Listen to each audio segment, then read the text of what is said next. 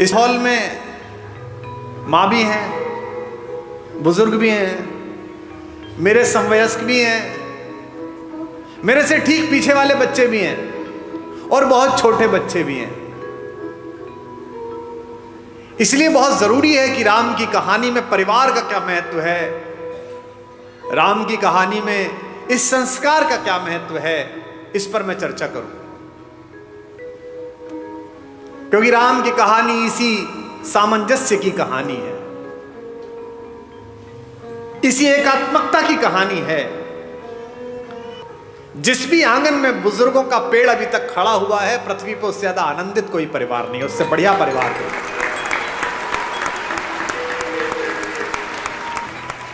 और परिवार को यह जानना जरूर है कि ये परिवार बचेंगे कैसे। परिवार में काम करने वाले लोग, साथ में व्यापार करने वाले लोग, गाड़ी चलाने वाला ड्राइवर, आपका माली, आपका मैनेजर, आपका कैशियर, इन पर भी लगाम रखनी है। क्योंकि अगली पंक्ति पर आप शायद सहमत होंगे तो मैं अपना वाचन, अपनी बात शुरू करूंगा। बहुत आवश्यक है कि इन पर भी लगाम हो, इन पर भी दृष्टि हो। क्योंकि राम की कहानी यही बताती है कि किसी एक महल में एक मंथरा निकल जाए तो कितना दुख पैदा हो सकता है, और किसी घर में एक राम निकल जाए तो कितना सुख पैदा हो सकता है।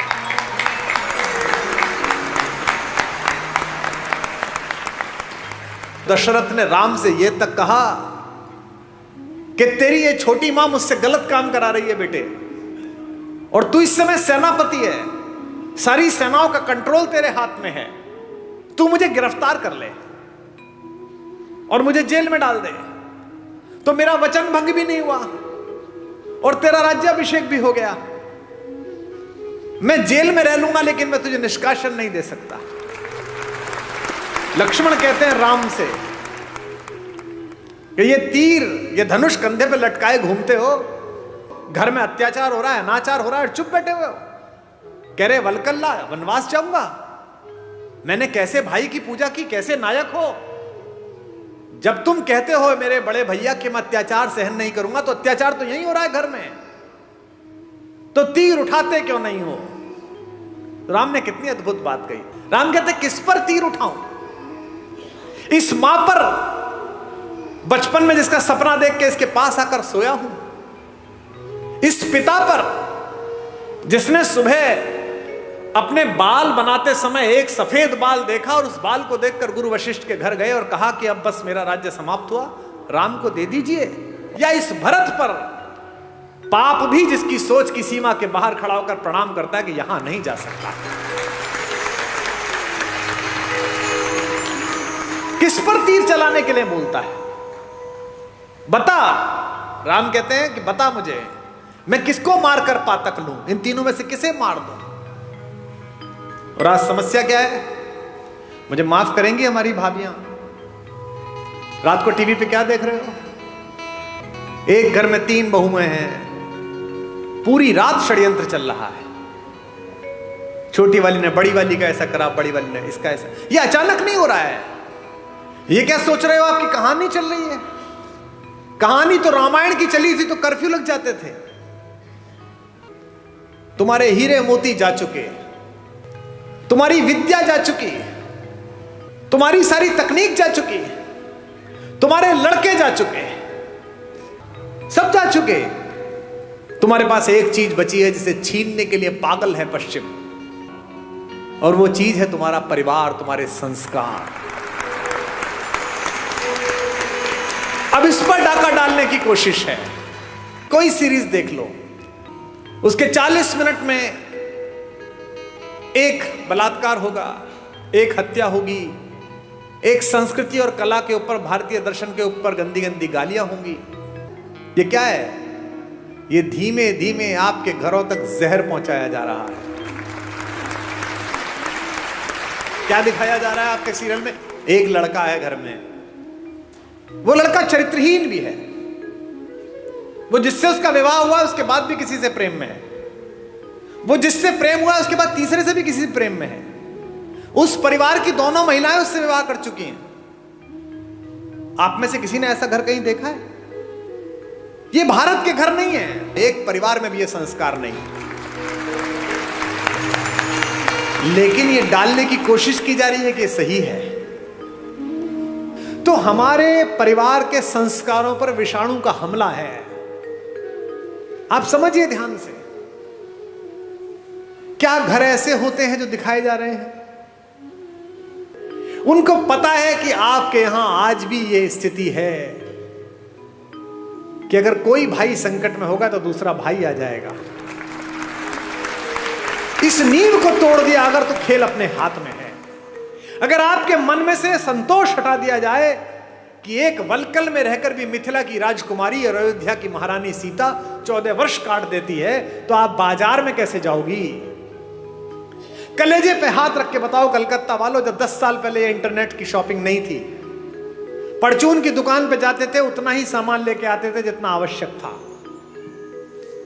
पर्ची जाती थी ना, परचून वाला आपसे यह कहता था कि भाभी जी आधा किलो जीरे के साथ आधा किलो हल्दी और फालतू ले जाओ। आप कहते हल्दी रखी है, क्यों ले जाऊं? उतनी परचून पे सामान लिखिए, उतना ही सामान बनता था, उतना ही सामान आता था।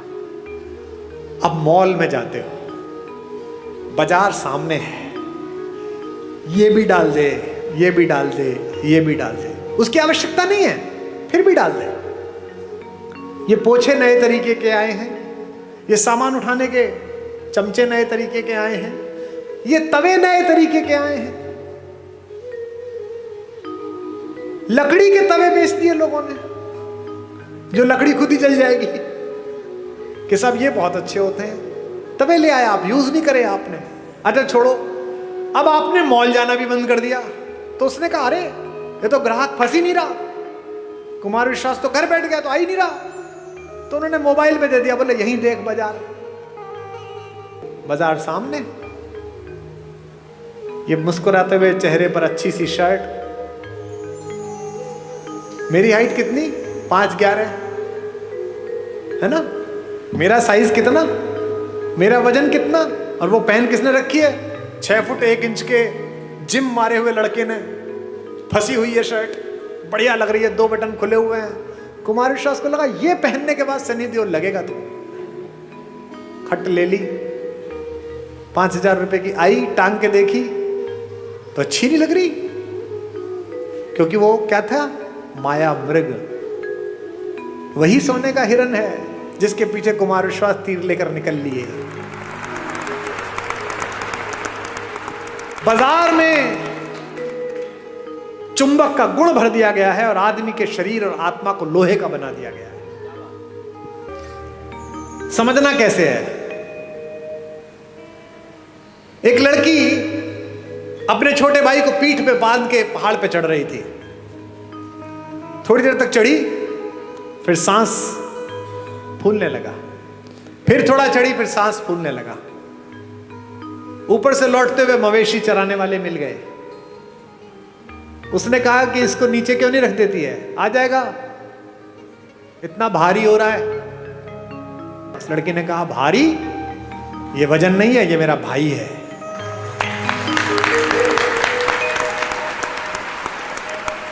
एक व्यापारी सोने की अशर्फियां पीठ पर बांधे हुए पहाड़ पर चढ़ रहा था। उसी पहाड़ पर सोने की अशर्फियां भारी थी, चढ़ने लगा, सांस फूलने लगा, और चढ़ा, सांस फूलने लगा। एक जगह ऐसी आ गई कि या तो इसे फेंकना पड़ेगा या कुछ करना पड़ेगा। ऊपर से वही गडरिया वापस लौट रहे थे। उन्होंने उस सेठ से कहा कि ये जो पीठ पे बांध रखा है, इसे छोड़ क्यों नहीं देता, जान बच जाएगी, ऊपर पहुंच जाएगा। सेठ ने कहा छोड़ कैसे दूं, मेरा भाई थोड़ी है, ये तो पैसे हैं। अब आपको तय करना है कि आपको वो वाली बहन बनना है, वो सेठ वाला भाई बनना है। एक राम है जो जंगल में घूमते हुए सुग्रीव को भी भाई बना लेते हैं, हनुमान को भी कहते हैं तुम मोहि प्रिय ही भरत सम भाई। और एक रावण है जो अपने सगे भाई विभीषण को भी लात मार के बाहर भगा देता है। इस कहानी में केवल यही सीखते चलना, इसके पास क्या था, इसके पास क्या था, अपनी तुलना करना, फिर देखना रावण की तरफ खड़े हो कि राम की तरफ खड़े हो। और कितने भी बुद्धिमान हो, कितने भी अक्लमंद हो, रावण से अक्लमंद नहीं हो सकते। उसके 10 सिर थे। 10 सिर का मतलब सिर लगे हुए नहीं थे, 10 लोगों के बराबर की IQ थी। आपके घरों में कई बहुएं होती है ना, जिनके बारे में सास कहती हैं कि इसके 4 हाथ हैं, इधर चाय रखती है, इधर सब्जी काटती है, इधर ये करती है। और कई बहुएं ऐसी होती है 2 हाथ होने के बाद भी एक भी नहीं होता। अलग अलग तरह की होती हैं। 4 हाथ का मतलब 4 हाथ थोड़ी है, 4 हाथ का मतलब खटाखट काम करती है, ऐसी बहू होती है। तो रावण के 10 सिर ऐसे नहीं थे कि लगे हुए थे जो उन्होंने रामलीला में दिखा दिए। रावण के पास 10 लोगों की आईक्यू थी। वो पुलस्त मुनि का नाती था। संस्कृत का और आयुर्वेद का और विमान शास्त्र का और रसायन विज्ञान का अद्भुत विद्यार्थी था। भगवान शंकर जिसके गुरु हों, जिसने शिव तांडव स्तोत्र जैसी बड़ी रचना को लिखा हो, वो उसको घर में घुस के एक तपस्वी ने मार दिया। क्यों? क्योंकि प्रवृत्ति की बात थी, प्राप्त और पर्याप्त के बीच का अंतर था। राम को त्रैलोक्य में सौंदर्य के पहले 5-10 नाम में आने वाली रावण की अनिद्य सुंदरी बहन सूपनखा प्रस्ताव देती है कि जंगल है, कौन देखेगा, मुझसे प्रेम कर ले, विवाह कर ले, और ये तो वैसे भी बिना मां बाप के तेरे साथ है, ये तो सब निभा लेगी। राम कहते हैं माता मेरा विवाह हो चुका। लक्ष्मण से कहती है, लक्ष्मण भी यही करते हैं। गुस्से में सीता को हानि पहुंचाने की कोशिश करती है और ऐसे में अस्त्र उठता है और उसकी नाक पर चोट लग जाती है, जो रावण के गुस्से का कारण बनी है। ये राम है जो जंगल में भी मिले हुए इस अश्लील, अशालीन, असंस्कारी, अपारिवारिक अवसर को ठुकरा देते हैं। और एक रावण है जो पंचकन्याओं में पूजित माता मंदोदरी का पति होने के बावजूद भी सिर्फ इतना सुनकर कि जंगल में 2 लोग घूम रहे हैं, उनकी बीवी बहुत अच्छी है, उसके पीछे लग जाता है। इसीलिए उसके कुल वंश का नाश होता है, सारी पीढ़ियां ध्वस्त हो जाती हैं, सब लोग समाप्त हो जाते हैं। मैं केवल ये सोचता हूं कि अगर मेरे बोलने से 10 लोग, 20 लोग, 50 लोग, 100 लोग भी गुणात्मक परिवर्तन जीवन में हो जाए तो बढ़िया बात हो जाएगी। एक सज्जन ने मुझे चिट्ठी लिख कर दी, ऐसे ही जैसे ये चिट्ठी आई है कि साहब वो मैं कल आया था, आपने राम और भरत के प्रेम के विषय में बताया, और मेरे सगे भाई साहब जो है वह हिम्मतनगर गुजरात में रहते हैं, और मेरा उनसे 25-30 साल से संपत्ति विवाद चल रहा है। ना मैं उनके बच्चों की शादी में गया, ना वो मेरे शादी में आए, पर कल रात सुन के मैं बहुत रोया। अब कल जब आपका कार्यक्रम समाप्त हो जाएगा तो मैंने दोनों बेटों को, बहुओं को लेकर मैं जा रहा हूं हिम्मतनगर, और संपत्ति के और अदालत के सारे कागज लेकर उनके चरणों में रख दूंगा और कह दूंगा भैया जो आप जाने करिए, बस मुझे माफ कर दीजिए, मुझे चरणों में स्थान दीजिए। मुझे लगता है कि यही आपका पारिश्रमिक है, यही आपका प्रतिफल है। जिस समय आप दूसरे में ईश्वर देखना प्रारंभ कर देंगे, उस समय ईर्ष्या, कुंठा, बेईमानी, दुष्टताएं सबका विलोप हो जाएगा।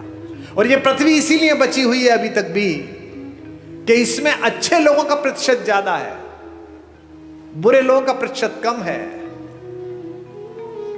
हमारे एक शायर का शेर है कि दुनिया नफरतों की आखिरी स्टेज पर है, इलाज इसका मोहब्बत के सिवा कुछ भी नहीं। ये दोनों भाई थे, यूक्रेन और रूस,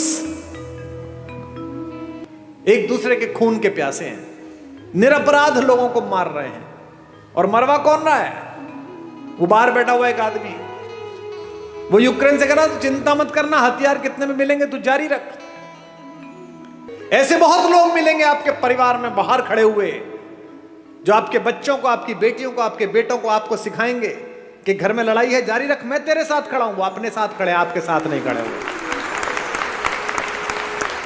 जो भी व्यक्ति ऐसी बात करता मिले कि चिंता मत करना, मैं तेरे साथ खड़ा हूं, अपने भाई के खिलाफ हो जा, बहन के खिलाफ हो जा, मां के खिलाफ हो जा, समझना कि वो आपके साथ नहीं खड़ा है।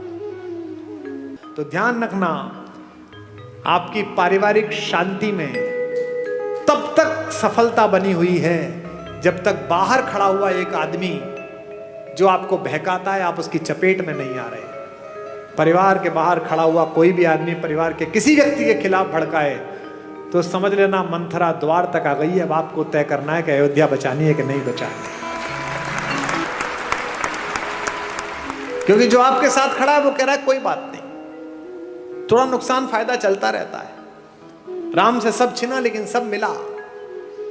इसीलिए मैं बार बार अपने सत्र में एक बात कहता हूं, महत्वाकांक्षा खूब रखिए, लालच शून्य रखिए। ये जो आपके पास है इसे जब तक पर्याप्त मानते रहोगे तब तक खुश रहोगे। जिस दिन दूसरे के पास जो है उसको प्राप्त करने की कोशिश करोगे, उस दिन कष्ट में आ जाओगे। टेलीविजन पर क्या विज्ञापन आ रहा है? ये दो भाई बहन बैठे हैं, ये एक मामा जी बैठे हैं, एक माता बैठी है। इनमें प्रेम की क्या कमी है भैया? 2 शताब्दी से ज्यादा का प्रेम है दोनों का एक दूसरे से, भैया बहन का। हमको क्या सिखाया जा रहा है? रक्षाबंधन से 5 दिन पहले एक डायमंड की कंपनी आती है, वो कहती है इस रक्षाबंधन बहन को ये हीरा दे दो। हमको क्या सिखाया जा रहा है करवा चौथ पर?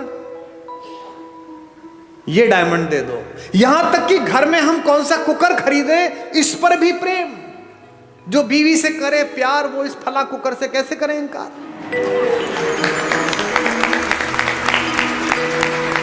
यानी जिनके घर में वो कुकर नहीं आता, वो अपनी पत्नी से प्रेम नहीं करते। मेरे घर में शुरू में कुकर नहीं था, तो मेरे पिता ने मेरी मां से प्रेम नहीं किया। कैसी मूर्खतापूर्ण बात है। साधनों से अगर प्रेम होता, अगर साधन प्रेम का प्रतीक होते, तो राम पिछड़ जाते, रावण जीत जाता। मुझसे लोग कहते हैं आगरे में एक सफेद रंग की बिल्डिंग दिखाकर कि ये प्रेम का प्रतीक है। इसे प्रेम का प्रतीक बताते हो? ये प्रेम का प्रतीक है? अरे प्रेम का सबसे बड़ा प्रतीक तो समुद्र के नीचे इकट्ठे हुए वो पत्थर है जिन पर मेरा राम चल कर गया।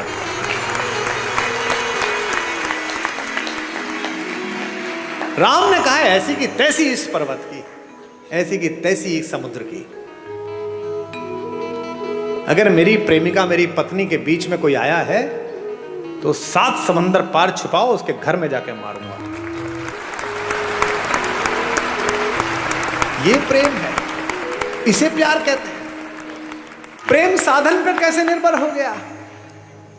महिलाएं एक दूसरे से पूछती हैं इस बार करवा चौथ पे क्या दिलाया, इस बार एनिवर्सरी पे क्या दिलाया। नहीं, उपहार देने चाहिए, लेने चाहिए, अच्छी बात है, पर इससे प्रेम कैसे जस्टिफाई हो रहा है? कोई ज्योतिषी बता सकता है कि इस वाली शादी में इतने कैरेट का हीरा दे दो, इसके बाद तलाक नहीं होगा? बता सकता है? नहीं बता सकता। लेकिन अगर माओ ने बेटियों में संस्कार डाले हों कि जिस घर जा रही हो उस घर में जो मां है वो भी मां ही है, अगर पिताओं ने पुत्रों में संस्कार डाले हों कि जिसकी बेटी इस घर में आ रही है उसका उतना ही अधिकार है जितना तेरा इस घर पर अधिकार है, तो हीरे की जरूरत ही नहीं है, घर ही अयोध्या बन जाएगा। अनुभव की मान्यता है। जिन परिवारों में अनुभव का सम्मान नहीं है उन परिवारों में प्रगति नहीं है। दिस इज माई लाइफ कहने वाले जो लोग हैं ना, जो छोटे बच्चे हैं, उनको ये जानना चाहिए कि अनुभव के सम्मान से ही बहुत सारी चीजें आती हैं। अनुभव से ही, अगर सारे वानर युवा होते और एक जामवंत ना होता तो राम सीता तक पहुंच जाते। सब तो समुद्र के किनारे खड़े होकर ये सोच रहे थे यार मैं 40 किलोमीटर जा सकता हूं, मैं 5 किलोमीटर जा सकता हूं, कूद चेक कर रहे थे। जामवंत थे, उन्हें पता था कि ये हनुमान जा सकता है, लेकिन ये भूल गया है, इसको शाप मिला है। लेकिन कोई याद दिलाएगा तो याद आ जाएगा। तो हनुमान के कंधे पर हाथ रखकर बुजुर्ग जामवंत ने क्या कहा? का चुप साध रहे बलवाना, तू क्या चुप बैठा हुआ है, तू तो पार कर ही सकता है।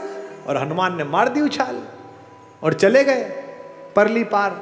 इसलिए हर घर में एक जामवंत जरूरी है, एक बुजुर्ग जरूरी है कि जब तुम थक जाओ तो तुम्हारे कंधे पर हाथ रखकर कह सके क्या चिंता करता है बेटा, मार उछाल।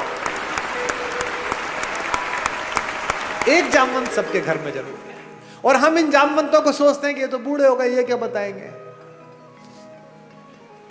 मेरे पिता 86 वर्ष के हैं, वो फोन करते हैं तो मैं बिल्कुल एकदम सतर्क होकर उनसे बात करता हूं। उनका नाम भी सेव कर रखा है, रॉयल टाइगर। तुरंत डर के फोन उठाते हैं। मेरी बेटियां हंसती हैं कि बोलो, बहुत बड़े ज्ञानी बनते हो, किसी को कुछ भी समझते नहीं हो। अब देखो, मैं जानता हूं 87 वर्ष का एक बुजुर्ग आदमी मेरा कुछ नहीं बिगाड़ सकता अगर मैं अभद्रता करूं, वो भी जानते हैं। लेकिन मैं उनके आदर के अतिरिक्त मेरा लोभ ये भी है कि मेरी बेटियां ये सीख जाएं, ताकि मैं जब 87 वर्ष का हूं तो मेरी बात को वो गंभीरता से सुने कि बाप का फोन आया। यदि चाहते हो कि तुम्हारा बेटा तुम्हारा आदर करे तो अपने पिता का आदर करना शुरू कर दो। यदि चाहते हो कि तुम्हारे बेटियां दूसरे घरों में जो गई हैं उनको स्नेह मिले तो अपनी बहुओं को स्नेह देना शुरू कर दो। यह संभव नहीं है कि तुम दूसरे की बेटी को स्नेह नहीं दोगे और अपनी बेटी के लिए स्नेह का मांग करोगे। यह सब वाइस वर्सा है, यह भी ईश्वर ने तय किया है। और शेष रघुनाथ पर छोड़ दो, शेष भगवान पर छोड़ दो, क्योंकि अगर वो साथ हैं तो फिर किस बात की चिंता।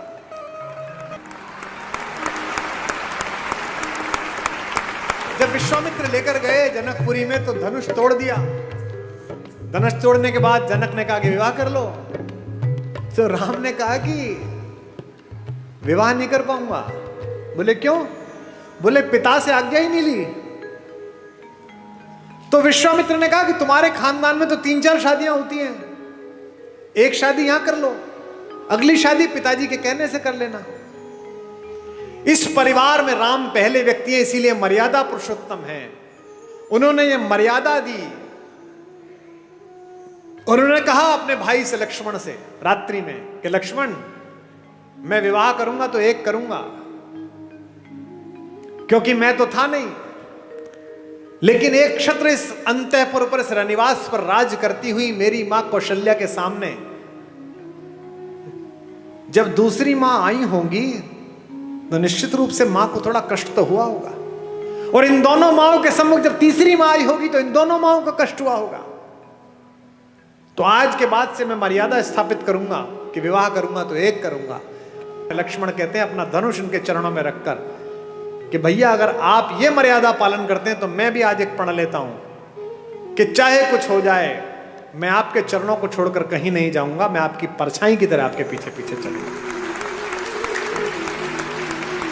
उर्मिला है जो पति के साथ नहीं गई है, रह गई है।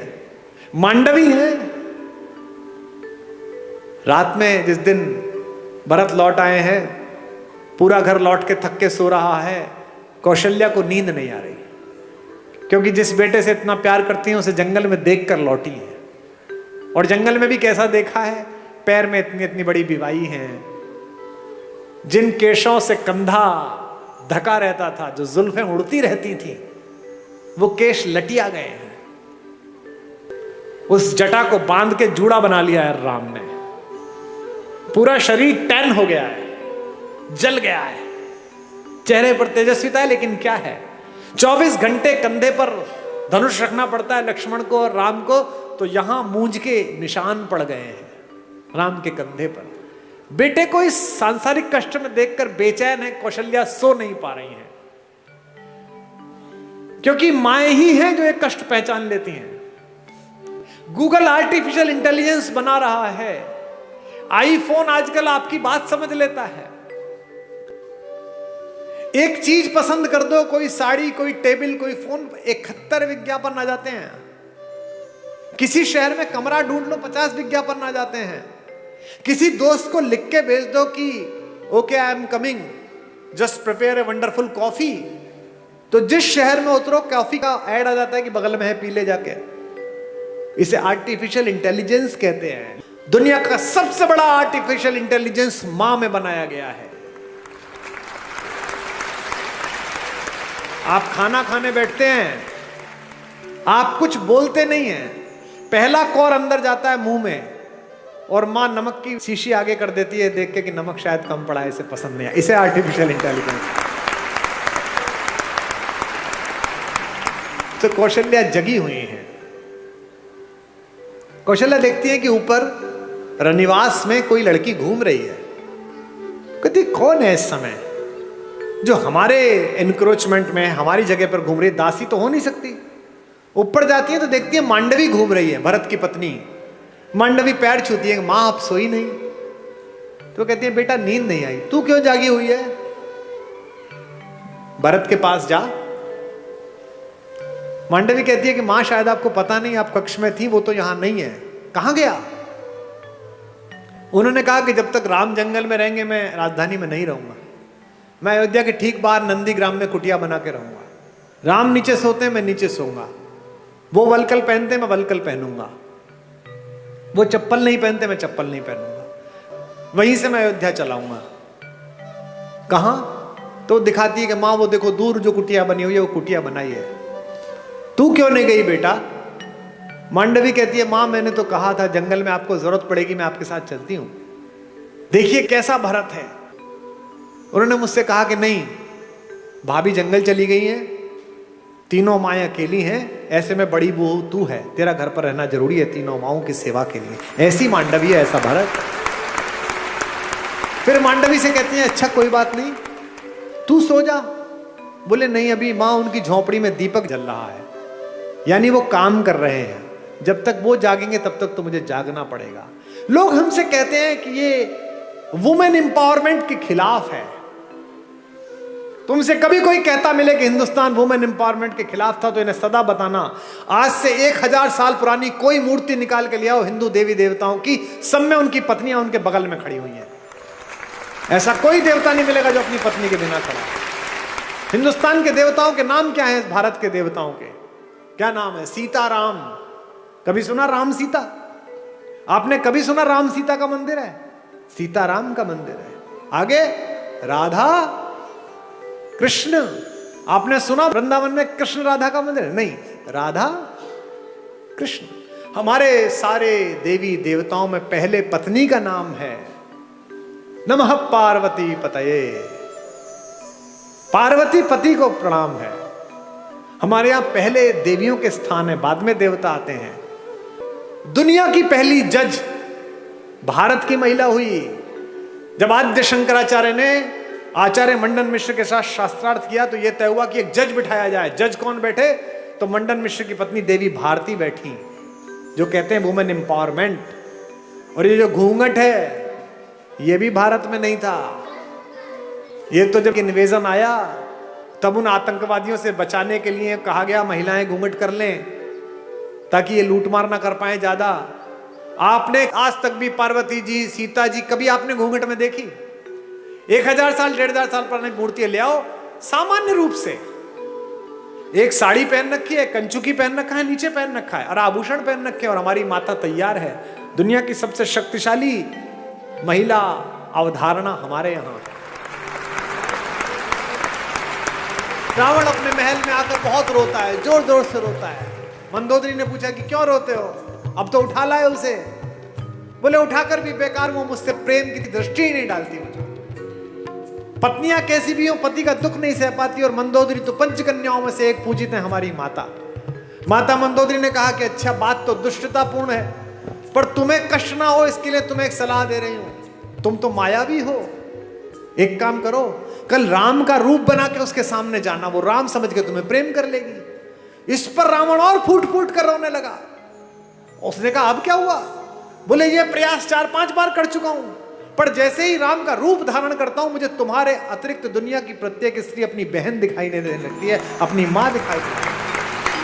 तो राम कैसे नजर आते हैं अगर आपकी दृष्टि में उतरते हैं?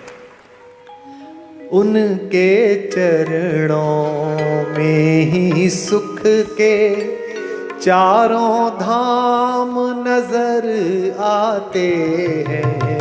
उनके चरणों में ही सुख के चारों धाम नजर आते हैं। भावनाओं के और भक्ति के सब आयाम नजर आते हैं।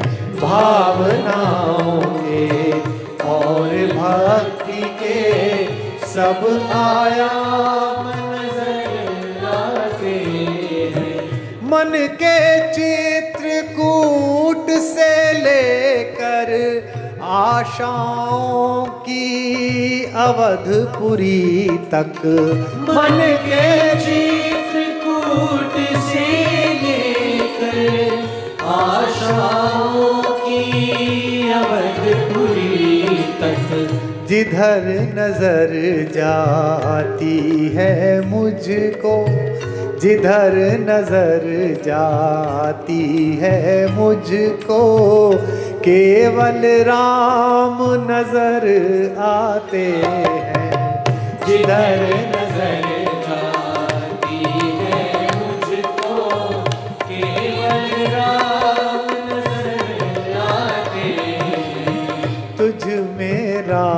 राम नजर आते हैं, तुझ में राम नजर आते हैं, तुझ में राम नजर आते हैं, तुझ में राम नजर आते हैं। अच्छा, ये बच्चियां बैठी हैं, इनकी जब शादी होती है तो एंगेजमेंट रिंग कितनी महंगी बनती है। सीता की एंगेजमेंट रिंग कितनी महंगी होगी, लेकिन जब केवट के सामने भगवान राम बिना पैसे के खड़े हो गए कि उतराई देने के लिए कुछ नहीं है, और केवट ने कहा ऐसे तो जाने नहीं दूंगा, पैसे दो, उतराई तो देनी पड़ेगी, तो पति का अपमान ना हो जाए, पति यहां संकट में ना लगे, सीता ने चुपचाप अपनी अंगूठी उतारी और राम के हाथ में दे दी कि ये दे दो। गोस्वामी जी ने लिखा, पियसिय की ही जानन हारी, मुदित मगन मणि मुद्री उतारी, मणि उतार कर दे दी। ये सीता है, ये सीता सिखाई गई थी,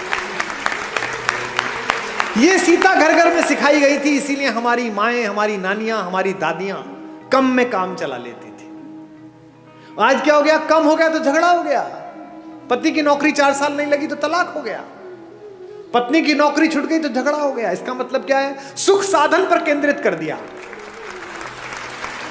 और यहां बैठे हुए धनी लोगों, सुख साधन में है ही नहीं। तुम्हारे ऑफिस में जो 15,000 रुपए में बाहर खड़े होकर सफाई करता है लड़का, जो तुम्हारी गाड़ी पर पोछा मारता है, किसी दिन कलकत्ता में आसमान में हल्की बारिश होती है, साइकिल से वापस जाता हुआ बाजार से पाव भर बेसन खरीदता है, पाव भर प्याज खरीदता है, आलू खरीदता है, एक छोटी सी बोतल में 200 मिलीलीटर तेल सरसों का लेता है, और पत्नी से कहता है मौसम बहुत अच्छा रहा, पकौड़े बना ले। वो स्टोव पे पकौड़े बनाती है, दोनों बाहर बैठकर खाते हैं, और शाम को सोते हुए कहता है यार क्या शाम बीती है, भगवान का धन्यवाद, क्या अच्छा मौसम है, क्या बढ़िया हो। और तुम पेरिस जाकर भी सुखी नहीं हो, तुम लंदन की ऑक्सफोर्ड स्ट्रीट पे शॉपिंग करते हुए खुश नहीं हो, क्योंकि तुम डेपुटेशन पे दुख को भेज रहे हो। दुख हो गया है थोड़ी मार्केटिंग कर लूं शायद कम हो जाएगा, दुख हो गया है थोड़ा मेकअप करके एक सेल्फी ले लूं शायद कम हो जाएगा। ये जो फेसबुक पर, ट्विटर पर, इंस्टाग्राम पर बहुत हंसते मुस्कुराते चेहरे हैं, इनमें से अधिकांश की जड़ें खोखली हैं, इसीलिए ये आत्महत्या करते हैं, इसीलिए ड्रग्स में गए हैं, इसीलिए शराब में गए हैं। ये राम की कहानी आपकी जड़ों की आत्मा में यूरिया का काम करती है, आध्यात्मिकता का।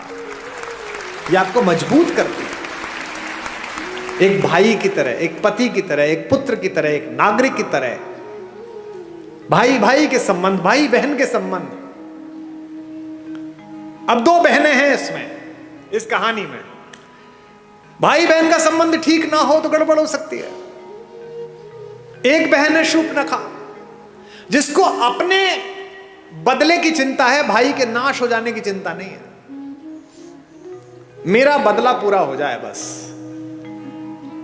वो ये नहीं कहती कि मेरा अपमान किया, वो ये नहीं कहती कि मैंने नीचतापूर्ण व्यवहार किया, वो कहती है कि मैंने बताया मैं तुम्हारी बहन हूं, इसके बाद मेरा अपमान कर दिया। और उसकी तो बीवी बहुत सुंदर है, वो जंगल में क्या कर रही है, वो तो भैया आपके पास होनी चाहिए। ऐसी बहन देखी है कोई जो अपनी भाभी के रहते बाहर की किसी औरत का वर्णन करे कि इससे अपना लो? इसका मतलब वो बहन ही दुष्ट है, उसने अपने भाई का नाश करा दिया। एक सीता है, सीता का भी एक भाई है, आपको पता है? जब अशोक वाटिका में माता बैठी हुई है तो रावण आता है उनसे मिलने, रोज आता है, कहता है मेरा प्रणय प्रस्ताव स्वीकार कर ले। क्या उस तपस्वी के पीछे पड़ी रहेगी, वो तो जंगली है, मैं मार दूंगा उसे, खत्म हो जाएगा, वो कुछ नहीं कर पाएगा, तुझे ले नहीं जाएगा। माता पूरी सात्विकता के साथ बैठी है। एक दिन कहता है कि देख मेरी बात मान ले, अन्यथा मैं बलपूर्वक तुझे उठा लूंगा यहां से। तो वो जिस चटाई पर बैठी हैं, उस चटाई का एक तिनका तोड़ती हैं और तिनका तोड़कर अपने रावण के बीच रख देती हैं और कहती हैं कि तू कैसी मूर्खतापूर्ण बात करता है रे, कि तू मुझे छू लेगा? ये तिनका रखा है, इसे पार करके दिखा दे, तेरे में औकात है तो। एक वैज्ञानिक सोच वाली युवती ने मुझसे पूछा कि क्या कुमार विश्वास जी, आप भी कैसी पोंगा पंडितों वाली मूर्खतापूर्ण बातों की समर्थन करते हो? जो कैलाश पर्वत को उठा लेता हो तो तिनका नहीं उठा पाएगा। ऐसा क्या सीता में मनोबल आ गया तिनके को देख? अब मैं जो बात कह रहा हूं उसको बहनें सुने। एक लड़की अपने पति के साथ भी इतना सुरक्षित अनुभव नहीं करती इतना भाई के साथ करती है। क्यों? सीता भूमि से पैदा हुई है। सीता का नाम है भूमिजा, और तिनका भूमि से पैदा हुआ है। संस्कृत में उसे कहते हैं भूमिज। वो तिनका नहीं है, वो सीता का भाई है। सीता कहती है मेरे इस भाई से निपट ले, पति से तो बाद में निपटना, वो तो बाद में आ जाएगा, पहले इस भाई से निपट। एक तृण धरकर कहती है, उसकी ओट में बैठकर कहती है वैदेही, तृण धरि ओट कहत वैदेही, तृण धरि ओट कहत वैदेही, सुमिर अवधपति परम स्नेही, तृण धरि ओट कहत वैदेही, सुनिर अवधपति परम स्नेही। एक बात आपको बता दूं मैं, जिस दिन आपको अपने पिता की बेटी से अपनी बेटी ज्यादा अच्छी लगने लगे, उस दिन समझ लेना कि अमंगल की तीर्थ यात्रा प्रारंभ हो गई है। क्योंकि पहला संबंध तो पृथ्वी पर आपका उसी से है जो एक कोख से पैदा हुआ है। ये जो भैया दूज पर और राखी पर बहनें राखी बांधने आती हैं, हम क्या समझते हैं कि ये एक त्योहार मनाने आती है? नहीं, ये उस भाई में अपने माता पिता का मंगल ढूंढती हैं। ये जानती है कि मेरा भाई ठीक रहा तो मेरे माँ बाप का बुढ़ापा ठीक कटेगा, ये समृद्ध रहा, ये शक्तिशाली रहा तो अच्छा हो जाएगा, और उसी के आशीर्वाद से तुम्हारा स्वास्थ्य चलता है। इसीलिए उस तिनके की ओट पर बैठी हुई सीता जानती है कि जब तक ये तिनका है, जब तक ये मेरा भाई है, चाहे कैसा भी हो, तिनके से ज्यादा गरीब बेचारा कौन होगा? तिनका तो बहुत ही गरीब भाई है, लेकिन फिर भी वो जानती है कि ये रक्षा करेगा। इसलिए इस पूरे पारिवारिक प्रतिष्ठान में, राम कथा में, एक एक प्रतीक शास्त्र ऐसा है जो आपको आपके पारिवारिक मूल्यों के साथ जिंदा रख सकता है।